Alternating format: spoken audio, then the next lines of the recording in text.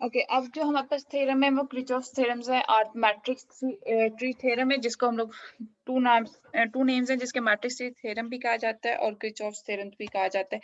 अगर आपको याद हो, आपने केमिस्ट्री फिजिक्स में पढ़ा होगा 12th क्लास में ये थ्योरम वोल्टेज के लिए, जहाँ पे आप लोग सर्किट्स बना रहे होंगे, वहां पे वोल्टेज वगैरह को जब फाइंड कर रहे होते हैं तब भी इस थ्योरम को आपने पढ़ा होगा।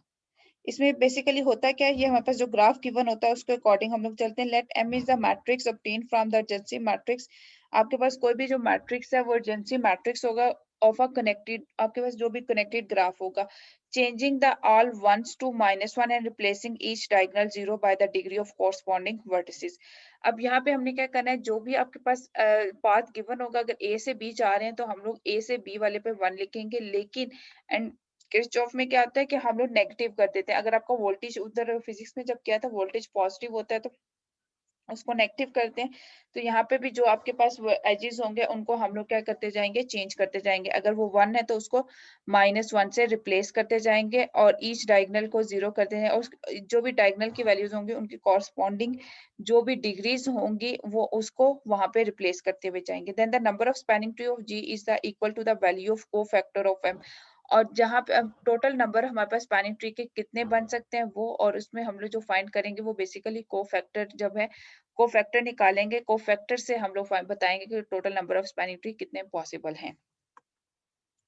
फॉर एग्जाम्पल के तौर पे यहाँ पे हमारे पास स्पैनिंग ट्री है, एक ग्राफ गिवन है जिसमें हमारे पास क्या है, 4 वर्टिसेस हैं, A B C and D है, और ये हमारे पास कनेक्टेड ग्राफ है। अब हमने इसकी स्पैनिंग ट्री स्टार्ट करनी है। सबसे पहले हम लोगों ने इसका एडजेंसी मैट्रिक्स बनाना है। एडजेंसी मैट्रिक्स जैसे हम लोग स्टार्ट में मैट्रिसेस बनाए थे, सेम वैसे ही हमने मैट्रिक्स बनाना है। ए बी सी डी हमारे पास 4 वर्टिसेस थे और इसको हॉरिजॉन्टली भी और वर्टिकली भी हमने लिख दिया। अब ए से ए पे कोई भी लूप गिवन नहीं है तो इसलिए हमने उसको वहां से 0 से रिप्लेस कर दिया। ए से बी पे जा रहे हैं तो 1 है। ए से डायरेक्ट सी पे कोई भी हमारे पास पाथ नहीं है तो इसको भी 0 कर दिया। ए से डी पे हम लोग डायरेक्टली मूव कर सकते हैं, इसको हमने 1 कर दिया। अब इसी तरह बी के साथ है, बी से ए पे यस मूव कर सकते हैं, बी टू ए जा सकते हैं, उसको 1 कर दिया। बी के ऊपर कोई भी लूप नहीं है, सेल्फ लूप नहीं है, उसको हमने 0 कर दिया। और बी से सी डायरेक्टली मूव कर सकते हैं, बी से सी पे, तो हमने इसको भी यहाँ पे 1 कर दिया। और बी से डी भी हम लोग डायरेक्टली मूव कर सकते हैं। अब सेकंड है सी, थर्ड वन है सी, सी से ए पे जाना है, सी से ए पे डायरेक्टली नहीं जा सकते क्योंकि मिड में हमारे पास क्या है, बी अवेलेबल है। तो सी से ए नहीं है तो 0 कर दिया। सी से बी जा सकते हैं, यस, उसको 1 कर दिया। सी के ऊपर कोई भी सेल्फ लूप नहीं है, उसको भी हमने 0 कर दिया। सी से डी डायरेक्टली हम लोग मूव कर सकते हैं। इसी तरह डी पे, तो डी से ए डायरेक्टली जा सकते हैं, उसको 1 कर दिया। डी से बी पे भी डायरेक्टली जा सकते हैं और डी से सी पे भी डायरेक्टली हम लोग मूव कर सकते हैं, और यहाँ पे हमारे पास 0 कर दिया। अगर कोई भी ग्राफ गिवन और उसका एडजेंसी मैट्रिक्स बनाना तो इस तरह आपका जो एडजेंसी मैट्रिक्स है वो बन सकता है। ये जो मैट्रिक्स है इसमें नंबर ऑफ रोज है, नंबर ऑफ कॉलम्स हमारे पास क्या है, 4 है। अब हमने यहाँ पे क्या करना है, ये मैट्रिक्स हमने बनाया है ग्राफ की हेल्प से। अब हमने जब matrix specify Kirchhoff theorems apply करना है तो उसमें हमने कहा था कि जितने भी आपके पास 1 1 आएंगे उन सबको हम लोगों ने किससे रिप्लेस कर देना है, -1 से। तो हमने यहाँ पे इन सारी वैल्यूज को क्या कर दिया है, नेगेटिव कर दिया है, कि यहाँ पे 1 था तो 1 की जगह हम लोगों ने इसको माइनस माइनस कर दिया। अब यहाँ पे जितने भी आपके पास डायगोनल पे अगर देखो, यहाँ पे इस टाइम डायगोनल पे सारी की सारी वैल्यूज जो आ रही हैं वो 0 आ रही हैं। अब जितने भी डायगोनल पे वैल्यूज 0 आ रही हैं उसको हम लोगों ने रिप्लेस करते हुए जाना है। अब उनको किस टाइप पे रिप्लेस करना है, डिग्रीज पे। अगर ए की डिग्री देखो, ए से हम लोग ए की डिग्री, यहाँ ए वर्टिसेस की डिग्री देखो तो हमारे पास क्या है, 2 पॉसिबल पाथ है।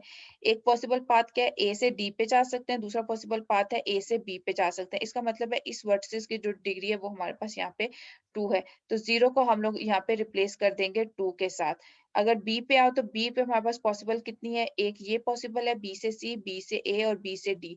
तो हम यहाँ पे डिग्री कितनी है, 3 हो जाएगी। तो यहाँ पे 0 को हम लोग 3 से रिप्लेस कर देंगे। सी है, सी की डिग्री हमारे पास 2 है तो इसको 2 से रिप्लेस कर देंगे। डी है, डी की डिग्री हमारे पास 1 2 3 3 डिग्री है तो डिग्री की डिग्री को भी 0 यहाँ पे रिप्लेस करते हुए जाएंगे। तो यहाँ पे हम लोग बेसिकली यही काम करें। किरचॉफ थ्योरम में याद रखो कि आपके पास हमेशा डायगोनल पे सारी की सारी वैल्यूज जो है वो 0 आएंगी, और जब 0 आएंगी उन सबको आपने डिग्रीज पे से रिप्लेस करते हुए जाना है। इसी तरह हमारे पास ए की डिग्री 2 आ रही थी, हमने 2 लिख दिया, बी की डिग्री 3 थी, तो वहाँ पे हमने 0 को रिप्लेस कर दिया 3 से, और फिर सी की डिग्री 2 थी, 2 से 0 को 2 से रिप्लेस कर दिया, और हमारे पास जो डी था, डी की डिग्री 3 थी, तो हमने इसको 3 से रिप्लेस कर दिया। तो ये हमारे पास बेसिकली क्या बनता है कि हमारे पास टोटल मैट्रिक्स बन गया। अब हम लोग जब कोफैक्टर फाइंड करते थे, हमेशा हमने जब भी कोफैक्टर फाइंड किया है, ये फर्स्ट रो और फर्स्ट कॉलम की वैल्यूज को यूज नहीं करते। हमारे पास जो सेकंड से स्टार्ट करते हैं यहाँ से, ये सारा का सारा हमारे पास क्या आता है, कोफैक्टर की वैल्यूज जब हमने फाइंड करनी होती है तब हम लोग इस मैट्रिक्स को यूज करते हैं। हमने क्या किया, cofactor element of 1 by 1, 1 by 1, यहाँ पे क्या है, ये फर्स्ट रो है, ये फर्स्ट रो है, और ये हमारे पास क्या है, फर्स्ट कॉलम है।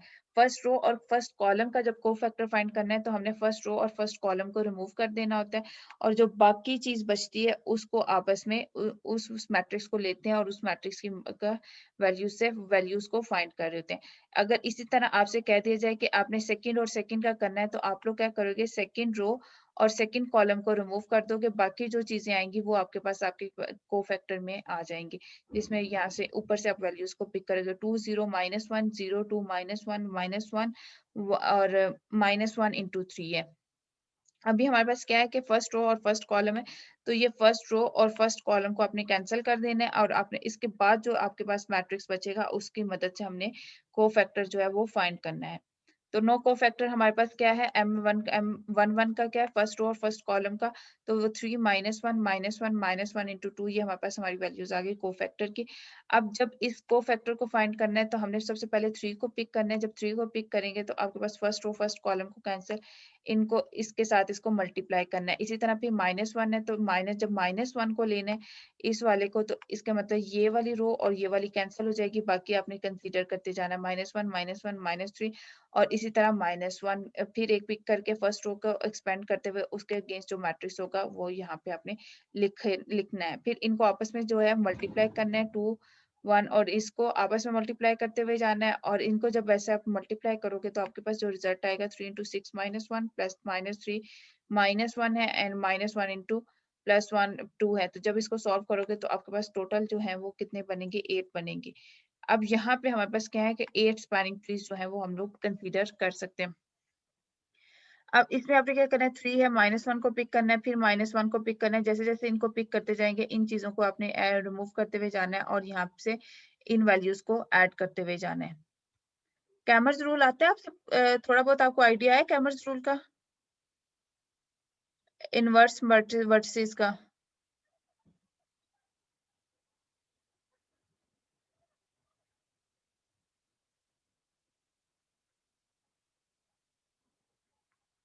ओके, अगला हमारे पास है नॉन आइसोमॉर्फिक के स्पैनिंग ट्रीज बनानी है। Does the following simple graph, आपके पास how many non isomorphic isomorphic spanning tree और नॉन आइसोमॉर्फिक स्पैनिंग ट्री। अब हमने उसी आइसोमॉर्फिक ग्राफ और जैसे कि सेम यही काम वहां पे हमने यहाँ पे करना है। अब इसमें क्या है कि सारे के सारे आपस में कनेक्टेड होने चाहिए। यहाँ से हम लोगों ने इसको क्या कर दिया, 8 पॉसिबल जितनी भी स्पैनिंग ट्रीज बनती हैं वो हमने यहाँ पे पॉसिबल बना दी, कि एक फर्स्ट टाइम इस रूट को रिमूव कर दिया, यहाँ से एक रूट को रिमूव कर दिया, जितने हम लोग रिमूव कर सकते हैं अपने एजेस को, एक्स्ट्रा एजेस को, उन सबको एजेस को रिमूव करते हुए जाएंगे, तो हमारे पास टोटल पॉसिबल नॉन आइसोमॉर्फिक ये सारी चीजें बन जाएंगी। इसको नॉन आइसोमॉर्फिक ग्राफ इसलिए कह रहे हैं क्योंकि ये अगर देखा जाए, ये चार इस टाइम आपके सामने, ये चारों के चारों सेम नहीं है। इसमें चारों के चारों की किसी की डिग्री में इशू, और किसी की डिग्री कहीं पे ज्यादा है कहीं पे कम है, किसी के नंबर ऑफ एजेस कहीं पे कम है और कहीं पे ज्यादा है, कहीं और वर्टिसेस जो है वो इक्वल है, लेकिन एजेस और डिग्रीज जो है वो हर वर्टिसेस की हमारे पास डिफरेंट आ रही है। तो इसलिए हमने इसे कहा कि ये हमारे पास नॉन आइसोमॉर्फिक है। Clearly 1 and 6 is isomorphic, 2 3 and 5 से आर द आइसोमॉर्फिक। अब यहाँ पे जितने भी हमारे पास ग्राफ्स हैं, इसमें कुछ आप लोग ये 4 5 6, अब अगर इसमें कुछ काउंट करना स्टार्ट करोगे तो कुछ ग्राफ ऐसे होंगे जिसके आपके पास टोटली जो डिग्री जो है वो सेम आती जाएंगे, और कुछ की डिग्रीज आपके पास बिल्कुल भी सेम नहीं आएंगी। अब फॉर एग्जाम्पल के तौर पे इस ग्राफ को और इस ग्राफ को अगर कंपेयर करो तो ये दोनों आपस में नॉन आइसोमॉर्फिक है। क्यों? यहाँ पे अगर देखा जाए इस पॉइंट पे इसकी डिग्री कितनी है, 1 और 2 है, इसमें दो ही एजेस निकल रही है, 1 और 2 है, लेकिन इसके इस पॉइंट पे अगर देखा जाए तो यहाँ पे इसकी डिग्री कितनी आ रही है हमारे पास, 3 आ रही है, तो इसकी बेस पे ये नॉन आइसोमॉर्फिक है। अगर हम लोग इस वाले ग्राफ और इस वाले ग्राफ को अगर चेक करते हैं तो यहाँ पे देखो इस पॉइंट पे भी हमारे पास 2 डिग्री है और इस पॉइंट पे भी हमारे पास 2 डिग्री है। इस ग्राफ में अगर चेक करो तो यहाँ पे भी हमारे पास क्या है 2 डिग्री है और यहाँ पे भी हमारे पास क्या है 2 डिग्री है।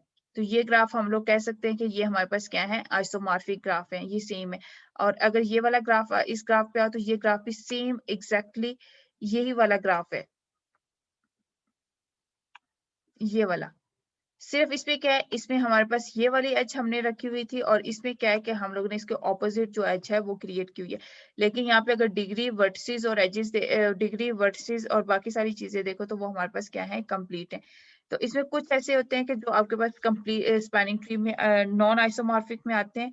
नॉन आइसोमॉर्फिक में आपके सारे जितने भी बनते हैं आप लोग सारे बना देते हैं। आइसोमॉर्फिक में हम लोगों को सारे के सारी बाकी चीजों को कवर करना पड़ता है। क्या सारे वर्टिसेस कनेक्टेड हैं, डिग्री सबकी सेम है, नंबर ऑफ एजेस हमारे पास क्या सेम है। अगर हमारे पास कोई भी सर्किट, इसमें तो सर्किट है ही नहीं है, स्पैनिंग ट्री है तो सर्किट इसमें बन ही नहीं सकता। बाकी सब हमने देखना है कि सारी वर्टिसेस आपस में कनेक्टेड हैं या नहीं है।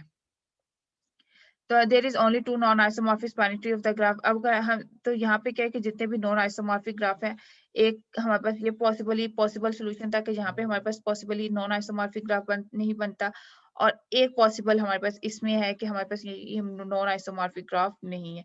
तो ये टोटल स्पैनिंग ट्री उसने बना, हमने टोटल 8 स्पैनिंग ट्रीज बनाई है। 8 स्पैनिंग ट्रीज में से फिर हमने चेक किया है कि कितने हमारे पास आइसोमॉर्फिक बनते हैं और कितने हमारे पास नॉन आइसोमॉर्फिक बनते हैं। अब टोटल बनाने के बाद हमने डिवाइड कर दिया कि इतने नंबर ऑफ आइसोमॉर्फिक ग्राफ बन रहे हैं और इतने number of non isomorphic graph बन रहे हैं। यहाँ पे सिंपली आपको इसलिए ये सारा बताया गया कि आपको टोटल बता दिया गया कि टोटल आपने कितने बनाने हैं। टोटल बना के बताए हैं, टोटल बना के हमने चेक किए हैं कि कौन सा हमारे पास आइसोमॉर्फिक में आता है, कौन सा नॉन आइसोमॉर्फिक में आता है। ये सिर्फ आपकी इजीनेस के लिए है कि अगर आपको कहा जाए कि आपके पास नॉन आइसोमॉर्फिक ग्राफ बनाने हैं तो आप लोग खुद अगर हम लोग मैनुअली फाइंड करें तो शायद थोड़ा सा ज्यादा टाइम लग सकता है। तो हम लोग जितने पॉसिबल सोल्यूशंस होते हैं वो सारे बना के फिर उनको आपस में कंपेयर करते हैं, किस किस की डिग्री, किस किस की एजेस जो है वो हमारे पास सेम आते जा रहे हैं। जिन जिन की सेम आते जाते हैं उनको हम लोग आइसोमॉर्फिक में डाल देते हैं, और जिस जिस पॉइंट पे हमारे पास सेम नहीं आती जिन ट्रीज की, तो हम लोग उसको कह देते हैं कि ये हमारे पास क्या है नॉन आइसोमॉर्फिक है।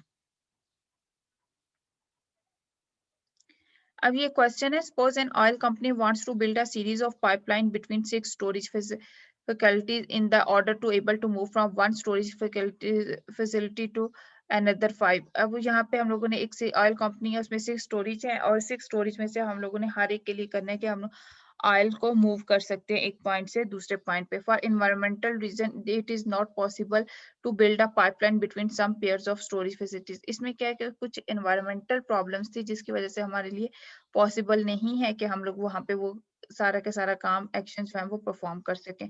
तो possible pipeline can be build है। अब यहाँ पे 6 स्टोरेज थी जिसका मतलब है हमारे पास 6 वर्टिसेस हैं, और हमने क्या किया कि पॉसिबल स्टोरेज मीडियम बना दिया कि ये पॉसिबल ये सारे ऑप्शंस हैं हमारे पास। तो हमने इन सबको आपस में कनेक्टेड कर दिया। इसमें देखो तो हर वर्टिसेस और हर एजेस एक दूसरे के साथ कनेक्टेड है।